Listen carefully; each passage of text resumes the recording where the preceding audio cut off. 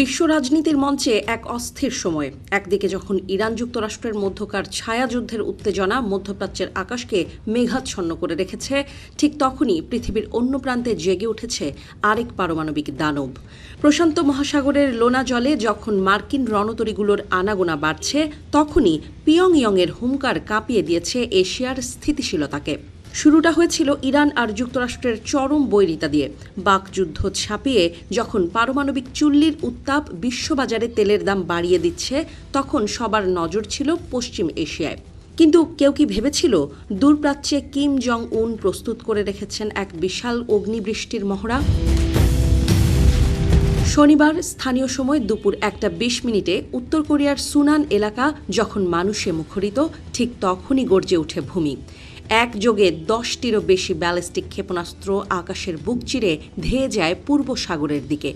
দক্ষিণ কোরিয়ার joint chiefs of স্টাফের রাডারে তখন শুধুই বিপদের সংকেত।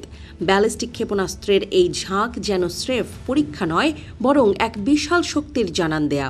পিয়ংইয়ং যেন বিশ্বকে বলতে চাইছে, পশ্চিমের কোনো হুমকি তাদের দমাতে পারবে না।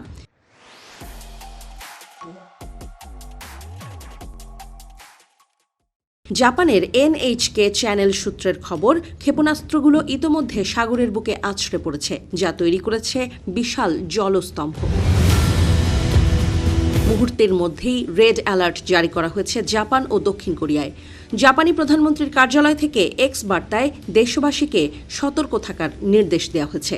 জাপানের কোস্ট গার্ড এবং প্রতিরক্ষা মন্ত্রণালয় এখন সাগরে নজর রাখছে, কোনো জাহাজ বা বিমানের ক্ষয়ক্ষতি হলো কিনা তা নিশ্চিত হতে। বিশ্লেষকরা বলছেন, এই ক্ষেপণাস্ত্র ছোড়া কোনো কাকতালীয় ঘটনা নয়।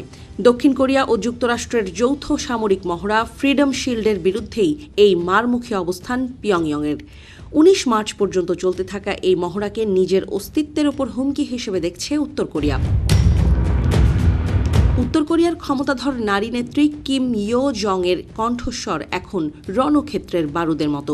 তিনি স্পষ্ট জানিয়ে দিয়েছেন, শত্রুপক্ষের সামরিক উস্কানি তাদের সার্বভৌমত্ব লঙ্ঘন করলে তার পরিণতি হবে কল্পনাতীত ভয়াবহ। আজকের এই ক্ষেপণাস্ত্র নিক্ষেপ যেন সেই হুমকিরই এক দৃশ্যমান মহড়া। মার্কিন প্রতিরক্ষা মহলে উদ্বেগের আগে গত বছরের শুরুতেও এমন ঘটনা ঘটেছিল, যখন মার্কিন প্রতিরক্ষা কর্তারা এশিয়ায় পা রেখেছিলেন। কিন্তু এবারের 10টি ক্ষেপণাস্ত্র একযোগে নিক্ষেপ করার ঘটনাটি পেন্টাগনের কপালে ভাঁজ ফেলেছে। এটি কি কেবল মহড়া, নাকি যুদ্ধের আগাম প্রস্তুতি? কোন দিকে মোড় নেবে পরিস্থিতি? ইরান সীমান্তে যুদ্ধের ডামাডোল আর কোরিয়া উপদ্বীপে কিম জং উনের এই একের পর এক ক্ষেপণাস্ত্র পরীক্ষা, সব মিলিয়ে এক গভীর অনিশ্চয়তায় বিশ্ব। শান্তির পথ কি তবে বন্ধ হয়ে যাচ্ছে?